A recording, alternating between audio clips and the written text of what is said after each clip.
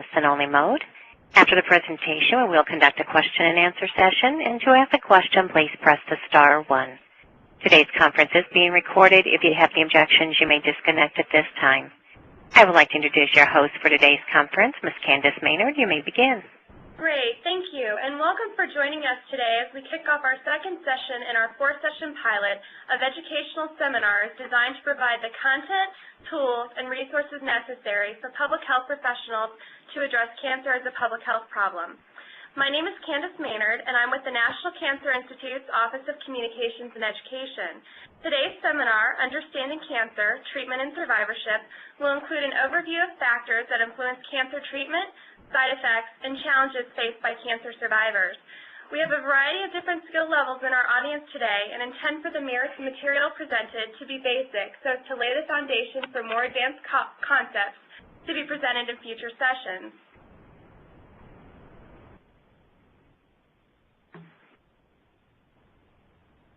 It is my pleasure to introduce our presenter for today, Ms. Annette Galassi. Annette is the Public Health Advisor in the National Cancer Institute's Office of Communication and Education. Ms. Galassi is a registered nurse by training and received her Bachelor of Science degree in nursing from the State University of New York at Albany and her Master's of Arts degree in Advanced Nursing Science from New York University. Her career began as a staff nurse in medical oncology at Memorial Sloan Kettering Cancer Center, where she was also a clinical nurse specialist. Ms. Galassi moved to the Washington, D.C. area in 1986 and was a clinical nurse specialist at the Clinical Center at the National Institutes of Health. During that time, she completed a postmaster certificate as an adult nurse practitioner at the University of Maryland.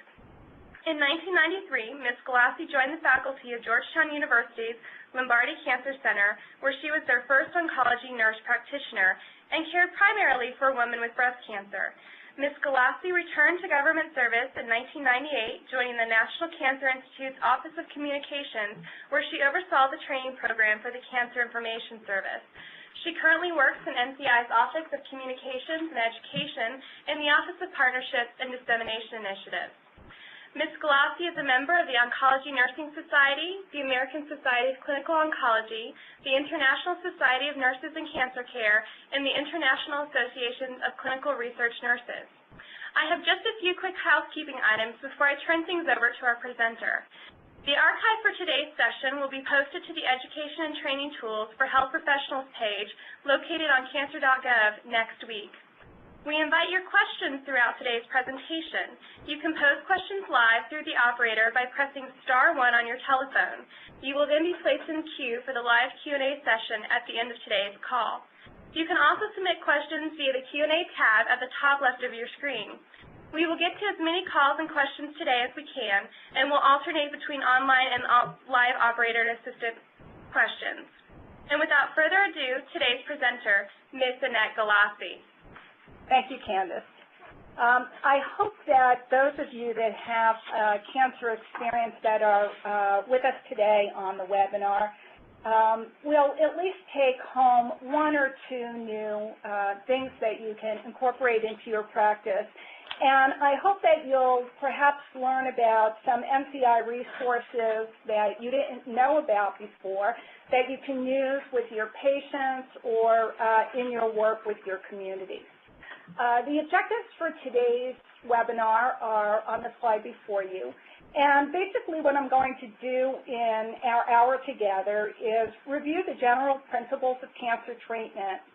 I'm going to briefly review each type of treatment and its major side effects. I'm going to highlight NCI resources by type of treatment. And then I'm going to touch upon the issue of cancer survivorship. So let's start with cancer treatment. And the major cancer treatment modalities include surgery, radiation, chemotherapy, biologic therapy, targeted therapy, and hormonal therapy. And in practice, really, most cancers are treated using more than one of these treatment modalities. And I thought we might use breast cancer as an illustration of this principle. So, for example, a woman with early-stage breast cancer might undergo a modified radical mastectomy or have a lumpectomy with a sentinel lymph node biopsy or an axillary lymph node dissection.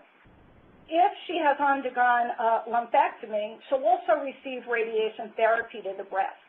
Or if she has multiple lymph nodes that are positive, she may also receive radiation therapy to the axillary area. Most women with early-stage breast cancer will receive adjuvant chemotherapy, and this is given in addition to surgery to reduce the risk of recurrence of cancer elsewhere in the body. If the tumor is HER2 positive, HER2 standing for the human epidermal growth factor receptor, if it's HER2 positive, then the adjuvant chemotherapy may also include trastuzumab or Herceptin, which is a targeted therapy. And finally, if the tumor is estrogen and progesterone receptor positive, the woman might also be treated with hormonal therapy using either a selective estrogen receptor modulator like tamoxifen or an aromatase inhibitor such as anastrozole.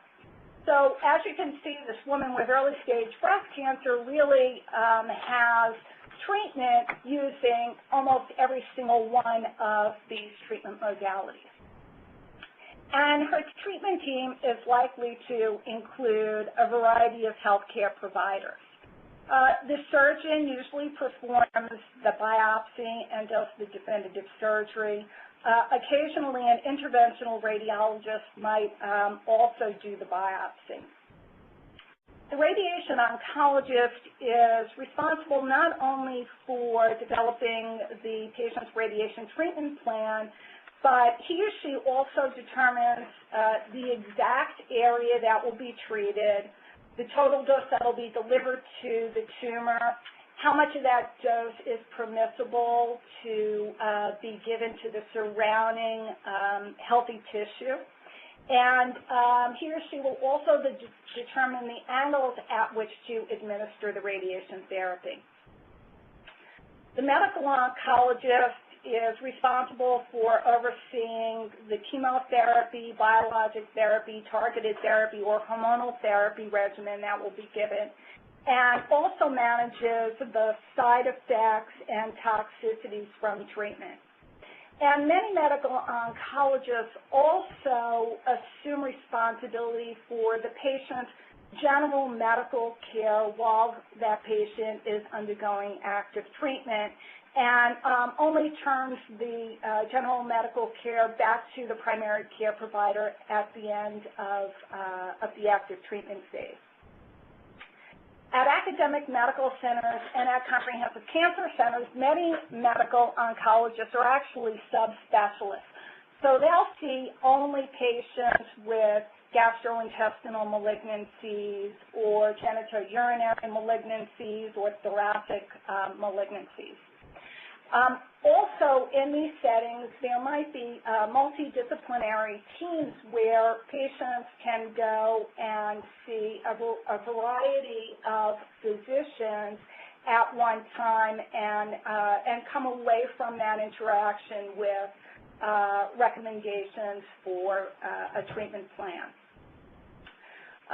The oncology nurse is also an integral member of the treatment team, and not just because he or she is responsible for the administration of chemotherapy and targeted therapy, but really the oncology nurse is also the individual that in many respects is responsible for teaching the patient about their disease, about their treatment, about the side effects that they may anticipate, and ways in which they can manage those side effects.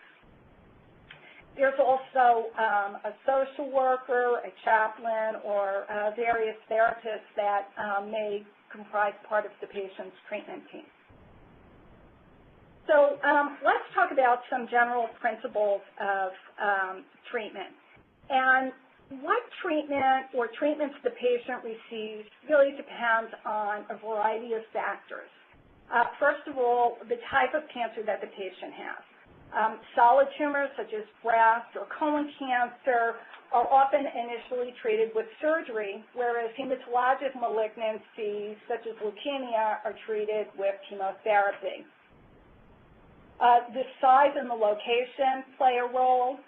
Large primary tumors might first be treated with chemotherapy to shrink them and make them more operable, and this is referred to as neoadjuvant therapy. And in terms of location, thinking back to my practice and how things were when I started in oncology, clinicians made treatment decisions really primarily based upon the location of the tumor and how those cells looked under the microscope. But this really is rapidly changing in this era of genetics and genomics. And in some cancers, molecular diagnostics are being increasingly used to identify patterns of gene expression. And this information is being factored into treatment decisions. Let me give you a couple of examples of that. For example, in patients with non-small cell lung cancer, in some treatment settings, the tumor is being tested for the presence of an EGRF mutation, EGRF standing for the epidermal growth factor receptor. And the patient's tumors are being being tested for a mutation to determine whether this individual should be treated with an EGRF tyrosine kinase inhibitor or whether chemotherapy is the appropriate first-line treatment. For women with node-negative estrogen receptor-positive breast cancer, Oncotype DX is being used to more precisely estimate a woman's risk of cancer recurrence and to guide the physician in making the decision regarding whether to recommend adjuvant chemotherapy or whether hormonal treatment will suffice in that situation. So we're learning more and more about the specific molecular characteristics of tumors, and that is beginning to play a role in treatment decisions made by clinicians. The stage of the disease will also factor into the kind of treatment that the patient receives. For example, a newly diagnosed patient with a very small colon cancer would most likely be treated with surgery, whereas a patient with metastatic colon cancer that has spread to the liver would most likely be treated with chemotherapy. The general health of an individual also plays a role. Persons with multiple underlying medical conditions such as chronic obstructive pulmonary disease or congestive heart failure might not be the best candidate for surgery or for an aggressive chemotherapy regimen. And so the general health and other medical problems that an individual has will factor into the treatment decision. There are also logistic and social issues that very often come into play in practice. For example, those of us that are privileged to live in an urban area have easy access to radiation therapy facilities and can comfortably make a decision whether to have a modified radical mastectomy or whether to have a lumpectomy and radiation therapy as treatment for early-stage breast cancer. But if I live in a very rural part of the United States where it perhaps will take me 2 hours to get to a radiation therapy facility, and I'm looking at making that trip, 2 hours each way every day for several weeks, I might have to think twice about whether to have a lumpectomy and radiation therapy and whether it might just make more sense for me to undergo a mastectomy instead.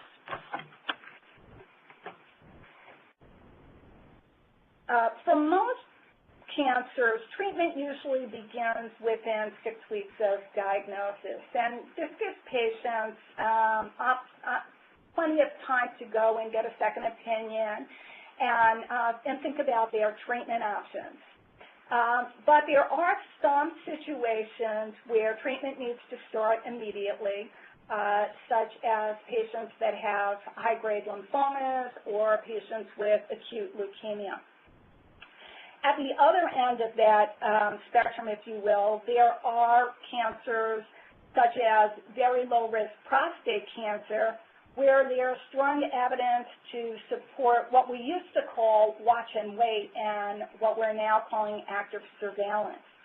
And what this means is that the man will undergo semi-annual exams and annual prostate biopsies, and treatment doesn't begin until there is a rise in the PSA or a rise in the Gleason score of the tumor, or if the patient develops symptoms. So there are some situations where, as I said, we have either extremes. Treatment needs to be started right away, or we're in an active surveillance mode. The goals of treatment can vary. Often the goal, of course, is to cure the cancer, but in some cases the goal is to control the disease for as long as possible. And this is happening increasingly with cancer. It's becoming more of a chronic disease, and it's not the death sentence that it once was when it has spread beyond the area of the initial tumor. Treatment can also be given to reduce symptoms, and this is known as palliative therapy. And the other thing about treatment is that the treatment goals may change over time. You know, at the point of initial diagnosis, the focus might be on cure. At the point when a patient develops recurrent disease, the focus shifts appropriately so to control. So treatment is usually classified as local or systemic. And by local, we mean treatment that affects cancer cells in the tumor and in the surrounding area. And examples of that are surgery and radiation therapy. And by systemic treatment, we mean treatment that travels through the bloodstream and throughout the body and reaches cancer cells in a variety of locations. And examples of that are chemotherapy, targeted therapy, and hormonal therapy. So let's spend some time looking at each of the treatment modalities, and I'm going to begin with surgery. And surgery is really the oldest form of cancer treatment. And when the goal is cure, the object really is to remove the tumor and a small margin of surrounding tissue to make sure that we have gotten all of the cancer. Regional lymph nodes are also removed, and that can be done in a procedure called a lymph node dissection, where a group of lymph nodes are removed, or increasingly we're seeing sentinel lymph node biopsies being done. The sentinel lymph node is the first lymph node to which cancer is likely to spread, and patients may have a sentinel lymph node biopsy in place of having a lymph node dissection. In either case, the reason why we do lymph node sampling is based on the idea that cancer metastasizes in an orderly way, from the primary tumor to the regional lymph nodes and then to distant sites in the body. And lymph node involvement is one of the factors that we use when staging a patient's disease and making decisions as to whether additional therapy beyond surgery is required. Surgery can remove the tumor and a healthy margin of surrounding tissue, as I explained, or occasionally the entire organ can be removed. So you can have either a lumpectomy where the tumor is removed and the remainder of the breast is left intact, or you can have a modified radical mastectomy where the entire breast is removed. For non-small cell lung cancer, patient can undergo a lobectomy where just one lobe of the lung is removed, or they can undergo an pneumonectomy where the entire lung is removed. Sometimes the tumor is so large that it cannot be completely removed, and debulking surgery is done. And debulking surgery essentially removes as much of the tumor as possible, and then the patient is treated with either chemotherapy or radiation therapy. And the reason for doing the debulking surgery is to make the chemotherapy or the radiation therapy more effective, since the tumor mass is reduced before initiating treatment with those other modalities. Surgery can also be done for prevention. For example, in women that are BRCA1, BRCA2 positive, they may make the decision to have prophylactic mastectomy. Surgery can also be done to control symptoms, for example, in the setting of a bowel obstruction, and this would be palliative surgery. And finally, reconstructive surgery can be done following cancer surgery. So let's move on to radiation therapy. And radiation therapy essentially uses high-energy radiation to shrink tumors and to kill cancer cells. And either X-rays, gamma rays, or charged particles can be used in radiation therapy. And the way that radiation works is that it essentially kills cancer cells by damaging their DNA. And it can do this either directly or by creating charged particles known as free radicals, which then in turn damage the DNA.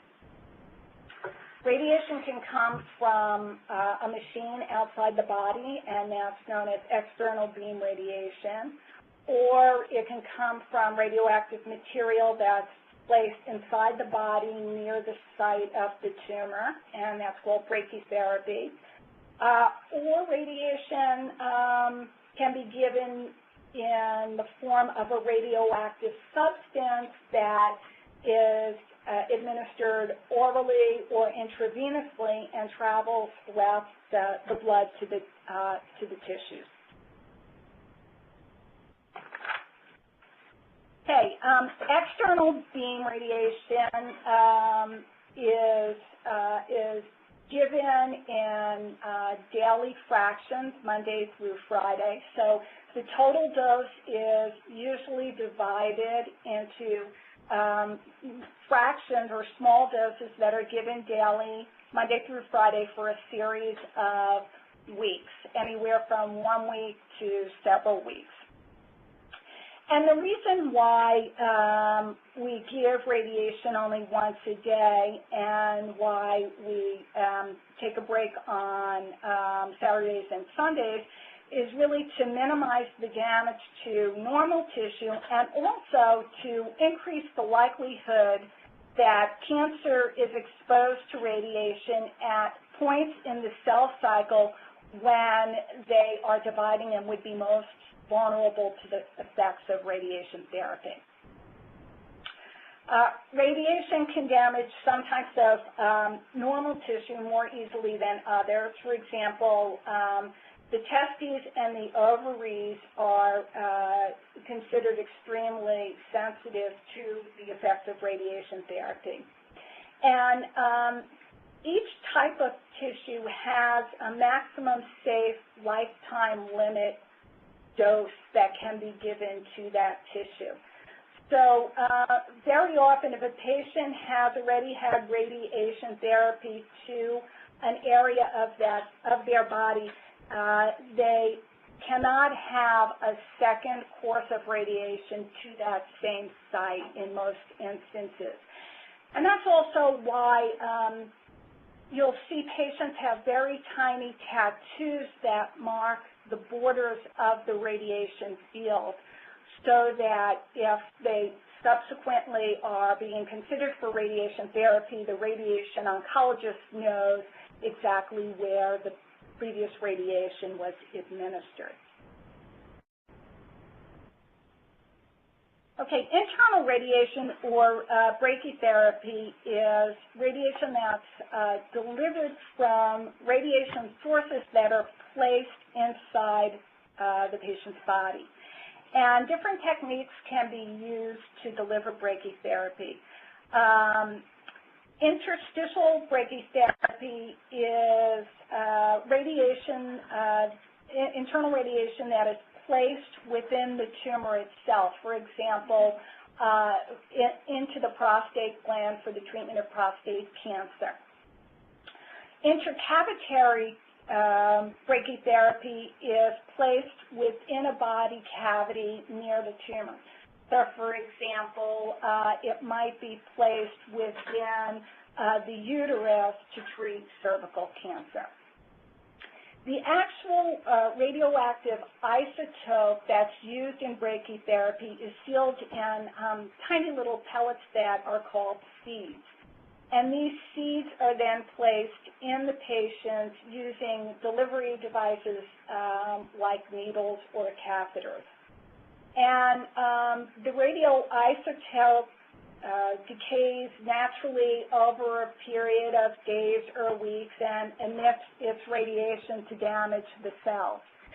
And it can either just stay in place, and in that case it's a permanent brachytherapy or permanent implant, or the implant can be removed once the isotope has fully decayed.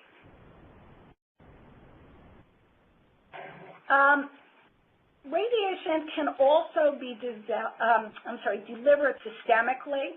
For example, radioactive iodine is used for the treatment of some types of thyroid cancer. Radioimmunotherapy can be used, and that's the use of a monoclonal antibody that's attached to a radioactive substance. And the monoclonal antibody essentially acts as the vehicle to deliver the radiation to the actual tumor cells.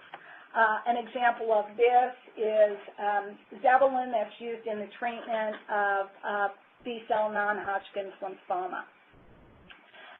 Radiopharmaceuticals such as strontium-89 chloride can also be given intravenously to relieve the pain that's associated with bony metastatic disease, and this is considered palliative, a form of palliative radiation therapy.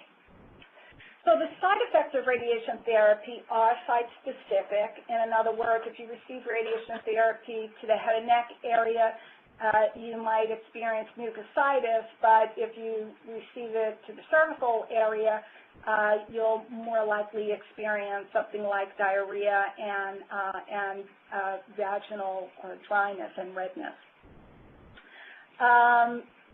Skin changes can occur in the treated area. The skin can become dry, itchy, almost like someone has had a sunburn, and fatigue is a very common side effect. Here are the NCI resources, or I should say a selection of the NCI resources related to radiation therapy. You can access them either by going to www.cancer.gov, and I'll show you how to do that later on in the presentation, or you can order them by calling 1-800-4-CANCER. What I want to point out on this slide is the pamphlet on the left. That's actually an audio CD that can be used for patients with low literacy skills. Okay, let's shift to chemotherapy. Chemotherapy usually refers to the use of cytotoxic drugs which affect rapidly dividing cells. And broadly, chemotherapeutic agents tend to fall into two major categories. They're either cell cycle phase nonspecific agents, and these are drugs that affect the cells during all phases of the cell cycle, including during the resting phase. And there are cell cycle phase specific agents that most significantly affect the cells during specific phases of cell division, like the S phase or the M phase. Most chemotherapy drugs are not specific to cancer cells. Rather, they target all rapidly dividing cells. The difference is that cancer cells are unable to repair the DNA damage that is rendered by the chemotherapeutic agent, whereby normal cells can generally repair that damage. So chemotherapy does have the potential to harm healthy tissue, especially those tissues that have a high mitotic rate, like the cells that line our GI tract or the cells of our bone marrow. And this is essentially what causes side effects. Chemotherapy is usually given in combination, meaning that two or more drugs are given at the same time. And often, cell cycle phase specific and nonspecific drugs are combined together in a combination chemotherapy regimen. And we use acronyms for these combinations like CMF, which stands for the three-drug combination of cyclophosphamide, methotrexate, and fluorouracil.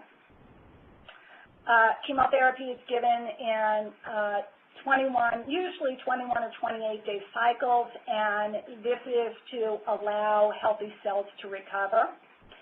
And adjuvant chemotherapy is, again, that treatment that's given to reduce the risk of recurrence of the disease coming back elsewhere in the body. And it's usually given for a specified number of cycles, whereas when chemotherapy is given in the setting of metastatic disease, it's usually given until we see progressive disease, and then the chemotherapeutic regimen is changed. You can guess what the side effects are going to be, thinking about what I just said about rapidly dividing cells. So by and large, you'll see GI toxicities, including nausea, vomiting, diarrhea, mucositis, bone marrow suppression, including neutropenia, which is a lowering of the white cell count, anemia, which is a lowering of the red cell count, and thrombocytopenia, which is a lowering of the platelet count. And you'll see alopecia, which is hair loss. And here are some of the NCI resources related to chemotherapy. And on the left, you'll see Chemotherapy in You, which is really a fabulous publication. If you're not familiar with it, you really should take a look at it. In the center, that is one of the Managing Chemotherapy Side Effect fact sheets that we have. We have a whole series of side effect management fact sheets. And then on the right-hand side is a booklet called Coping with Advanced Cancer. And while that's not directly related to chemotherapy, it's a resource that you all might find useful because it discusses palliative care, home care, hospice, symptom management, as well as psychosocial and emotional issues. Okay, next we're going to talk about biologic therapy. And biologic therapy, or immunotherapy, is essentially designed to induce the patient's own immune system to fight the tumor, to fight the disease. Examples of this include BCG immunotherapy that's administered intravesicularly or into the bladder for the treatment of superficial bladder cancer. Another example is the use of interferons or cytokines like IL-2 to induce an immune response to treat renal cell carcinoma or melanoma. Biologic therapy can also be used to limit some of the side effects of cancer treatment, and examples of this are the use of hematopoietic growth factors such as filgrastim or Neupogen, and Epogen or Procrit to increase white blood cell and red blood cell counts respectively. Okay. Next, I'm going to talk about targeted therapies. And these therapies really first became available in the late 1990s and have had a significant impact on cancer treatment and on the treatment of some specific diseases like CML and GIST, or gastrointestinal stromal tumor.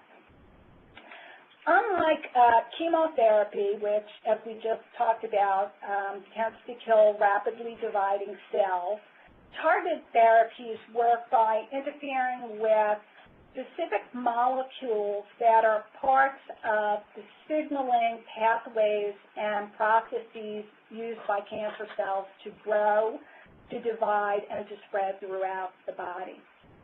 And targeted therapies can broadly be classified into two groups, either small molecule drugs or monoclonal antibodies. Small molecule drugs are drugs that are able to diffuse into the cell, so through the cell membrane and into the cell, and they can act on targets found inside the cell. Whereas monoclonal antibodies are too big to diffuse inside the cell. So they act primarily on targets outside the cell or on the surface of the cell.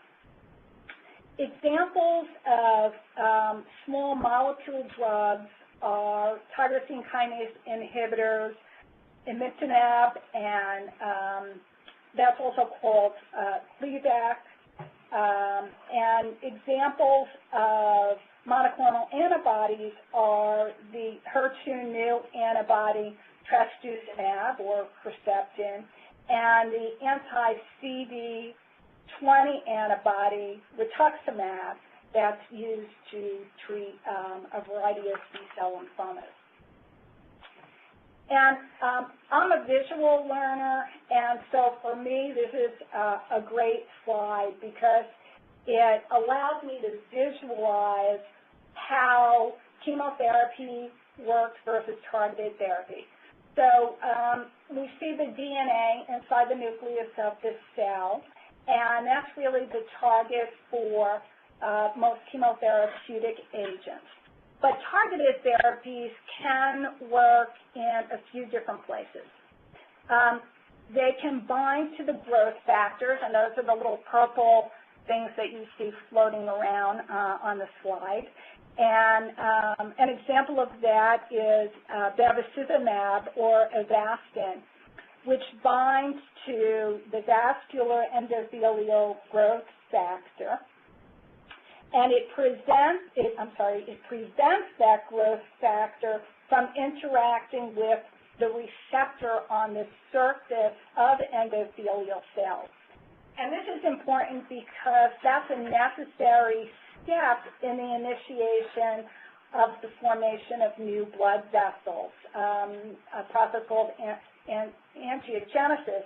And if you remember, if you listened to Linda Perico's talk a couple of weeks ago, she talked about that process being an important way that tumors grow and metastasize, its ability to weigh down new blood vessels. Targeted therapies can also work on those signaling enzymes inside the cell and block the signaling pathways that send messages to the cell to replicate. And an example of this kind of drug is sunitinib, which is also called Sutent, and it blocks the kinase that's involved in VEGF signaling and essentially shuts that off. So targeted therapies, because they're more specific and selective for molecular targets in the cell or outside the cell than cytotoxic drugs are, they tend to cause little or no damage to normal cells. And so they tend to have fewer side effects. That doesn't mean that they're without side effects, but they tend to have fewer side effects than chemotherapeutic agents. Targeted therapies can be given alone, they can be combined together, or they can be combined with other treatments. And this is a slide just listing some of the resources that we have focused on biologic therapies and targeted therapies. And I want to call your attention to the Advances in Targeted Therapies tutorial. And this is one of a series of tutorials that are really quite fabulous. If you're not familiar with them, they are graphic-rich, self-paced tutorials that are fabulous for healthcare providers or for very sophisticated patients in teaching some of the concepts that we've talked about in this lecture today and in Linda's lecture last time around. The resources for oncology nurses on the right there is a CD that has several of these tutorials packaged together and can be ordered online. Okay, the last treatment that I'm going to talk about is hormonal therapy. And hormonal therapy is primarily used to treat cancers that depend on hormones for their growth. And these are tumors such as some forms of breast cancer or prostate cancer. Many breast cancers depend on estrogen for their growth. And by giving drugs such as tamoxifen, which essentially competes with estrogen for binding to the estrogen receptor on the surface of the cell, the growth of that cell can be inhibited. In prostate cancer, the removing of testosterone is often used as a treatment strategy. And without testosterone, the tumor shrinks and its growth slows. Luteinizing hormone-releasing hormone agonists, or LHRH agonists, prevent the testicles from making testosterone, and they can be used as a treatment strategy for prostate cancer. The side effects of hormonal therapy for the selective estrogen receptor modulators, those side effects include hot flashes and vaginal dryness. For the aromatase inhibitors, those are drugs like anastrozole or arimidex and exemestane and letrozole. These drugs tend to also have joint pain and muscle pain as their side effects. LHRH agonists and anti-androgens have impotence, hot flashes, and loss of libido as side effects. If you're not familiar with the NCI Cancer Drug Information Resource, that's the URL for it. It has summaries for individual cancer drugs as well as for combinations of drugs that are commonly used in cancer treatment. And when we send out the evaluation for today's webinar There'll be instructions for how you can sign up for a listserv that will notify you when there are new additions to the Cancer Drug Information resource. Okay, I'm going to shift gears here now totally and talk for a few minutes about cancer survivorship. And in the last few years, cancer survivorship has come to the forefront because we're actually making progress in the treatment of cancer. In many cases, cancer is no longer a terminal disease. It really is a chronic illness and is being managed as a chronic illness, just as hypertension and diabetes are chronic illnesses that need management. There are over 11 million cancer survivors here in the United States. There are 20 million cancer survivors globally.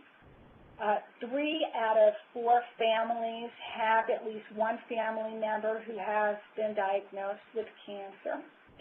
And there's a rapidly growing population of cancer survivors, and it's really becoming a public health issue.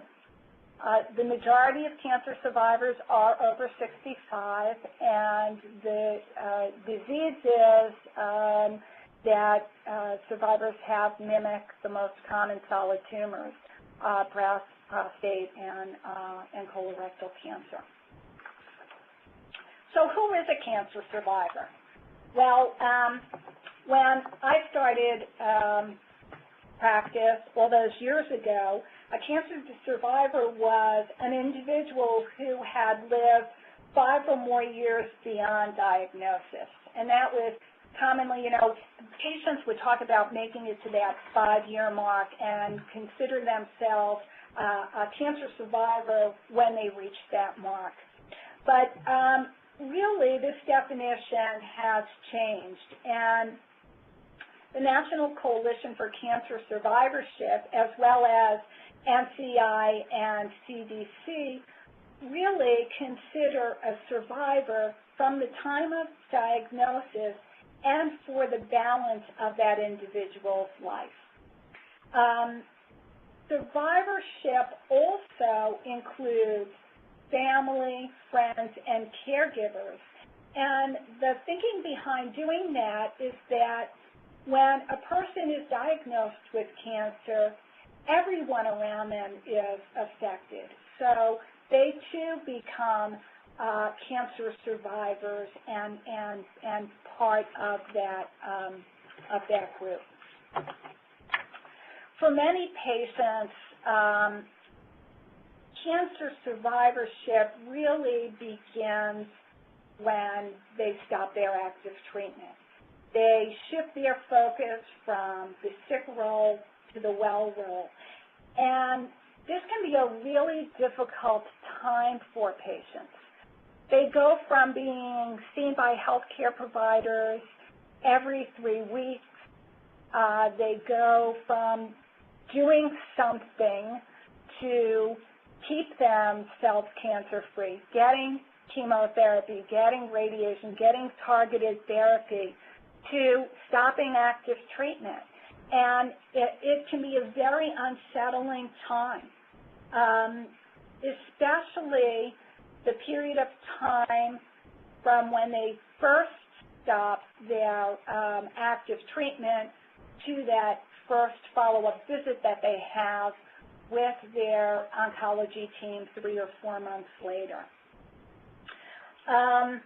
They are coping during that time with the sequela of treatment. They may have late effects. These are toxicities that are absent or not clinically apparent during their treatment, but that appear months to, in some cases, years after the completion of treatment. An example of a late effect is the cardiotoxicity that we see in patients that have received doxorubicin.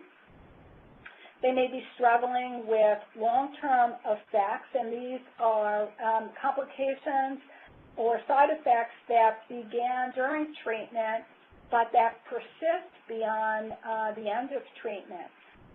Examples of that are the neuropathies that patients may have who were treated with platinum-containing chemotherapeutic agents, or the lymphedema that they may have in an extremity as a result of having a lymph node dissection, or they may have bowel or bladder dysfunction. They also are dealing, in some instances, with an increased risk for a secondary malignancy, and that is a treatment-related malignancy. For example, young women that were treated with mantle radiation for Hodgkin's disease are at an increased risk of the development of breast cancer. Or they may have a risk of developing a second primary, like patients with lung cancer are at an increased risk of developing a second lung primary. So survivors really do have a lot of challenges. And with so many cancer survivors and with all of these unmet needs, survivorship has become more of a focus for policymakers, for advocacy organizations, for government agencies, and most importantly, for healthcare providers. I think we're suddenly finally getting it as physicians, nurses, social workers, that, you know, just because someone's finished active treatment doesn't mean that all is well, so to speak. I want to call your attention to the report that's in the center. That's the Institute of Medicine's report from Cancer Patient to Cancer Survivor Lost in Transition. And this report put forward 10 specific recommendations, which I don't have time to go into today. I'm just going to talk a little bit about one of those recommendations. And that is that patients who are completing primary treatment should, at the end of their treatment, be provided with a comprehensive summary of the care that they received, the treatment that they received, and a follow-up plan. And this is increasingly being referred to as the Survivorship Care Plan. And the Survivorship Care Plan should include things like what type of cancer the patient was diagnosed with, what specific treatment they received, what the potential consequences of that treatment is, either those late or long-term effects, information about the timing and the content of recommended follow-up, recommendations regarding preventive health practices and how to maintain health and well-being. There also should be information on legal protections regarding employment and insurance, and the patient should also be made aware of the psychosocial services that are available to him or her. And lots of organizations have put together survivorship care plans, and what you have on the screen in front of you is the one that was developed by ASCO, and this is also on the next screen. And what I want to call your attention to here is the grayed-in area, which is really follow-up care, when it should happen, how often, and who's the provider that's assuming responsibility for that care. So really we're shifting our attention, beginning to focus more on the needs of survivors, and are really trying to put in place survivorship care plans that are given to patients so they know exactly what they need to do once they're finished their active treatment. Here are some NCI resources for survivorship. It's primarily the Facing, I think of it as the Facing Forward series. There is a booklet for patients. There's a booklet for caregivers or partners. And the booklet all the way on the right is about how to make a difference in cancer care. Okay, the last two slides that I have just show you how to order some of these fabulous NCI resources. This is the home page, and if you type in the search box, radiation therapy, it'll bring you to a page where some of the resources are listed. Or if you click on NCI publications, that in turn will bring you to this page, which is our pubs locator. And if you know the title of the pub, you can type it in and search for it that way. Or you see that you can look for pubs in a variety of different ways, by audience, by topic, by cancer. So with that, let me stop, and I think I unfortunately didn't leave a whole lot of time for questions. I'm so sorry, but let's see if we can maybe at least get to one or two. Great. Thanks, Annette. We are running a little long on time, so we will try to get to a couple of questions here today. So as a reminder, folks, please press *1 to be placed in queue to ask your question, or if you would prefer, you can also submit your questions using the Q&A feature at the top of the screen. And we already have one question submitted via Q&A, so I'll turn things over to Ms. Linda Perico. Hi, thanks, Candace. Great job, Annette. So we've got a question that just came in from Natalie asking if there's ways to decrease the side effects of radiation therapy, such as are there creams for the sunburn. So one of the things about that is probably focus on prevention. The radiation therapy side effects to the skin are obviously dependent upon the part of the body that's radiated, but there's a lot of, as nurses, a lot of self-care instruction that we give to patients so that they know how to really take good care of their skin, such as not leaving the skin area moist, keeping it dry, not wearing tight waistbands or tight clothing around the affected areas of the skin, to be able to monitor the skin, and it's watched really closely by the treatment team. And so the skin kind of goes through a continuum of maybe a little bit of redness, and in some severe cases, if there's dry or moist desquamation of the skin, then certainly steps are taken to treat the pain and manage any risk of infection. The only thing I would add to that is that in my experience, radiation practices have their favorites, if you will, in terms of the preparations that they like to use with patients. And so the best advice that I would give is to talk with the nurse in the radiation therapy department or the radiation therapist for what they might recommend. Great, thanks. A second question, would you remind reviewing the difference between local and systemic treatment once again? Sure. So local therapy is that therapy that is confined to a specific area of the body. So local therapy is surgery because it will deal only with the removal of the colon tumor or the prostate and the prostate tumor.